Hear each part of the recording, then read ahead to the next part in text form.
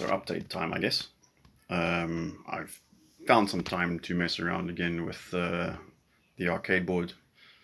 And I decided I'm going to put speakers in there as well, along with a Pi 3. And I think the reason for this is that I can have everything in one cohesive unit, so that basically the only thing that ever needs to come out of the arcade stick is the HDMI cable, which is kind of cool. Seeing as how I'm going to run the Pi from a battery bank, which is going to add weight to the stick, it's all coming together pretty nicely. I think the one thing is just the board itself. So things that are still going to happen, just put this down. I will be removing the heavy metal board that I used to have in here, and I've already drilled some screws into a piece of plastic, just white plastic, that I'm going to use to mount everything in. So the Raspberry Pi is actually be mounted onto that, and instead of using a encoder for inputs, I'm going to be using the actual GPIO pins, and to that end I found these jumpers that you would normally use for connecting PC like LEDs and speaker setups and whatever, and I'm gonna repurpose them and use them as GPIO pins or GPIO adapters. I'm just going to solder on the top section and then pop them onto the GPIO pins, the specific pins that I need. The other thing that I've got here is obviously the speakers. So the speakers are just a regular set of Bluetooth speakers. I might decide to just open them and mount them to the sides of the stick. I haven't decided what yet. And they also are quite hefty, so they add a bit of weight too, which is great. The battery bank itself, so this is a 10,000 milliamp hours. This should keep it going for approximately 4 hours, I'd guess.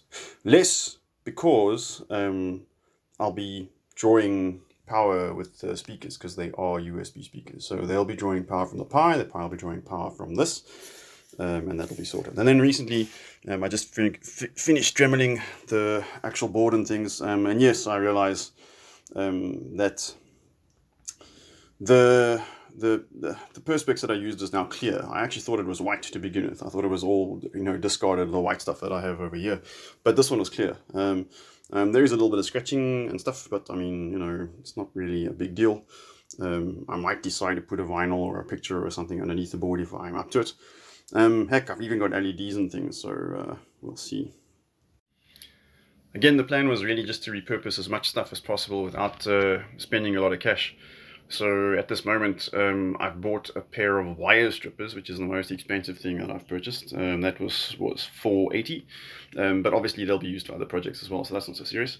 And then the battery bank itself was $400. And then for the rest, even things like the original rigging for the joystick, I'm just gonna pull apart and then solder the wires to either GPIO to use for connections. I'm going to use as much as possible of everything that's left to try and keep the product or the project down. And at this point, I think I've pretty much got everything except the soldering. So I should be able to experiment with the soldering, connecting the buttons up to the GPIO pins the way I'd like them, kind of working the diagram out. Then I'd have to go into Botacera to run a script so that when the script runs, that the inputs from the GPIO get counted as controllers. So all that's still going to happen, but now at least it can happen because the buttons are already in the board and I can actually have an outlay for them. Yeah, so fun times.